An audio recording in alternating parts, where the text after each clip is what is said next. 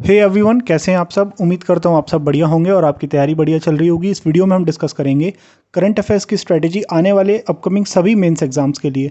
अभी तक जो भी 3 मेंस एग्जाम हुए हैं उनमें कैसा जीए पूछा है, किस टाइप के क्वेश्चंस पूछे हैं, डिटेल में जो न्यूज़ पूछी है वो क्या पूछी है, कैसे पूछी, मैं आपको सारा इस वीडियो में बताऊंगा।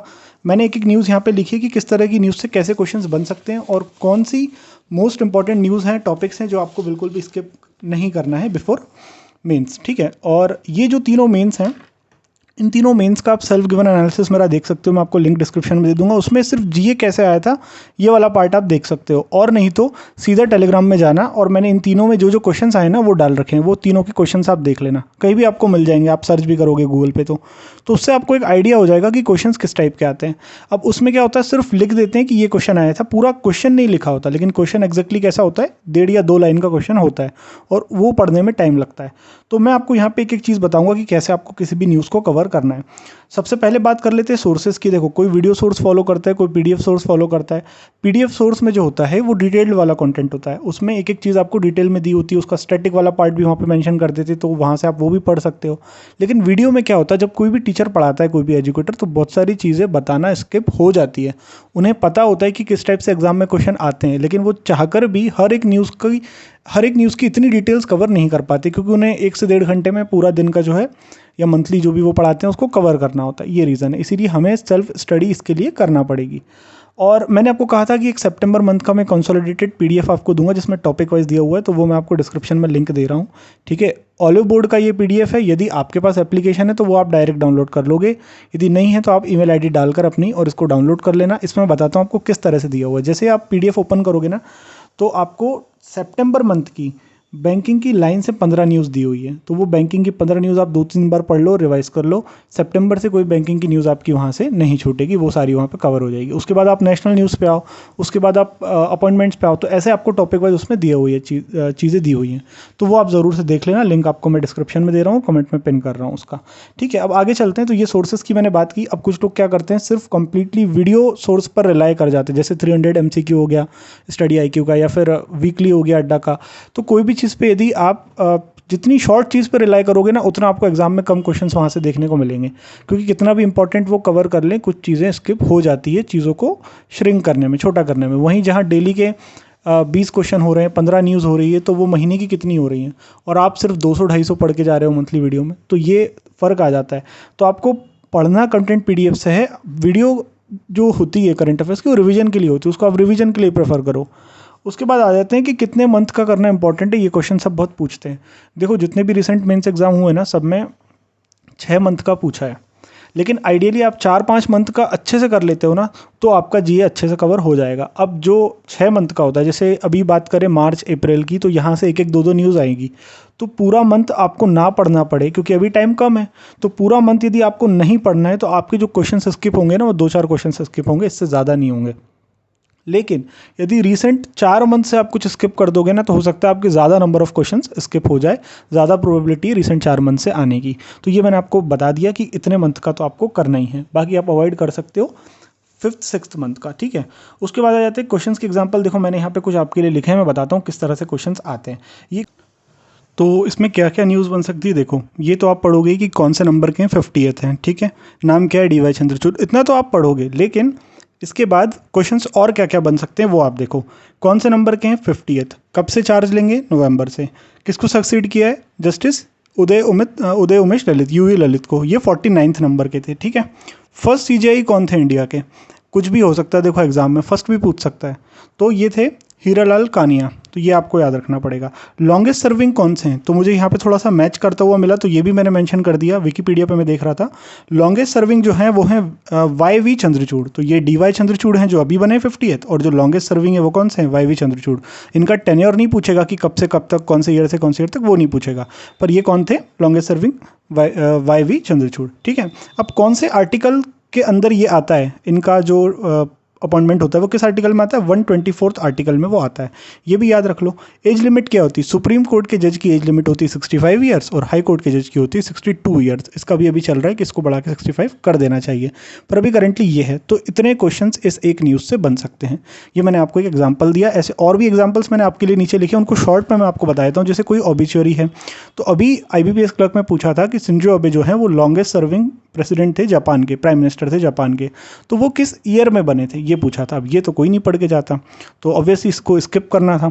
तो ऐसे क्वेश्चन तो ऑबिचुअरी से बन सकते हैं। अब आपकी चॉइस है, हर महीने की 6-7 देखो, 8-10 देखो, तो लगभग 5 महीने की 50 ऑबिचुअरी हो जाएंगी, लेकिन हर ऑबिचुअरी का इतना डिटेल पढ़ना पॉसिबल नहीं है। तो कुछ इंपॉर्टेंट जो है उनमें से वो आप पढ़ सकते हो। एग्जांपल मैंने आपको दे दिया, ठीक है। ऑबिचुअरी में इंपॉर्टेंट बनता है उनका नेम, फिर वो किस फील्ड से थे, है ना, वो मैथमेटिशियन थे, फिजिशियन थे, वो आर्टिस्ट थे, वो एक्टर थे, क्या थे वो, ठीक है। उसके बाद उनको अवार्ड मिला था तो किस ईयर में मिला था, जैसे उन्हें पद्मश्री या पद्म रत्न जो भी मिला था उनको, रत्न अवार्ड जो भी 2001 में मिला, 1999 में मिला, ये ईयर इंपॉर्टेंट बनता है, ये पूछ सकते हैं। उसके बाद इलेक्टेड ईयर, जैसे शिंजो अबे वाला मैंने आपको एग्जांपल दिया, ठीक है, तो किस ईयर में वो इलेक्ट हुए थे। कोई इंपॉर्टेंट यदि प्रेसिडेंट प्राइम मिनिस्टर का इस तरह से डेथ होती है तो वो आपके लिए इंपॉर्टेंट बनता है, उसको भी आप पढ़ लेना, लाइव एग्जांपल आपके सामने है, ठीक है। फिर उसके बाद स्कीम, तो गवर्नमेंट की स्कीम को जितना डिटेल में पढ़ो उतना अच्छा है, कुछ भी किसी भी तरह से क्वेश्चन बन सकता है। जैसे कि किस ईयर में लॉन्च हुई, 2015, 2016, 2022 में उसने कितने साल पूरे किए, एक ये क्वेश्चन बन सकता है। अगला देखो कि यदि उसमें कोई अमाउंट है, जैसे बेनिफिशियरी को मिलता है, जैसे कोई भी स्कीम है, सालाना उसमें किसान को किसान सम्मान निधि, जैसे सालाना उसको मिल रहा है 6,000 रुपये मिल रहे हैं 2-2 हज़ार रुपये किस्त में, तो ये पूछ सकते हैं कितने हज़ार की कितनी किस्त मिलती है, 2-2 हज़ार की 3 मिलती, टोटल मिलते हैं 6,000। तो इस तरीके से क्वेश्चन पूछ सकता है। बेनिफिशियरी मतलब बेनिफिशियरी का मतलब है किसको मिलता है, ये स्कीम किसके लिए, तो किसान वाली है, किसान के लिए, महिलाओं को मिल रहा है तो महिलाओं के लिए है ना, फॉर वुमेन, इस तरीके से। उसके बाद पर्पस क्या है उसका, ठीक है। फिर एक्सटेंशन ईयर, बहुत बार आप न्यूज़ में देखते होगे कि कोई भी जो स्कीम है गवर्नमेंट की उसको एक्सटेंशन मिलता है, 2022 में उसको इतने साल पूरे हो गए, फिर गवर्नमेंट ने उसको और 4-5 साल के लिए बढ़ा दिया। तो क्वेश्चन बनता है कि उसको कितने साल तक के लिए एक्सटेंड किया। ऑप्शन में दिया रहता है 2024, 25, 26, 27, ऐसा ही क्वेश्चन अभी आया था आईबीपीएस क्लर्क मेंस में। तो ये भी एक क्वेश्चन बनता है। मैं जो भी बता रहा हूँ आपको सब अभी रिसेंट मेंस के एक्सपीरियंस से ही बता रहा हूँ, जो जैसे क्वेश्चंस मैंने देखे हैं, ठीक है। उसके बाद हाउ मेनी ईयर्स, कितने साल के लिए एक्सटेंड किया है, ये क्वेश्चंस बनते हैं। अब जैसे गेम्स की बात करें, स्पोर्ट्स से रिलेटेड, तो विनर के साथ साथ रनर अप पढ़ना भी बहुत ज़रूरी है। इवन रनर अप पढ़ना ज़्यादा ज़रूरी, एग्जाम में भी रिसेंट जो आया था रनर अप पूछ लिया था, ठीक है। और विनर, रनर अप, उसके बाद उसका कौन सा एडिशन था, उसकी थीम क्या थी, उसकी होस्ट कंट्री कौन सी थी, कहाँ पे वो खेला गया था, ब्रिस्बेन में खेला गया या लॉस एंजलिस में, कहाँ पे वो खेला गया। उसके बाद उसका अगला एडिशन कहाँ खेला जाएगा, ये है अगली होस्ट कंट्री कौन है। और उससे रिलेटेड जो भी प्रेसिडेंट प्राइम मिनिस्टर उस कंट्री के हैं, न्यूली यदि अपॉइंट हुए हैं, तो वो भी इंपॉर्टेंट बनते हैं, वो भी आपको पढ़ना है।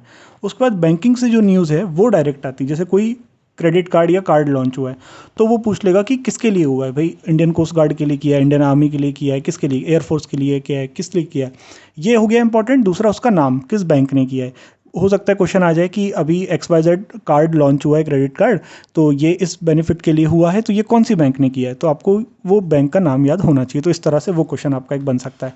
अब RBI की बात करें तो RBI से रिलेटेड तो आप कुछ भी छोड़ ही नहीं सकते, जैसे PCA फ्रेमवर्क हो गया, NPA हो गया, और पेनल्टी लगाती है RBI, तो हाल ही में किस पे लगाई है, किस पे से पेनल्टी हटाई है ना।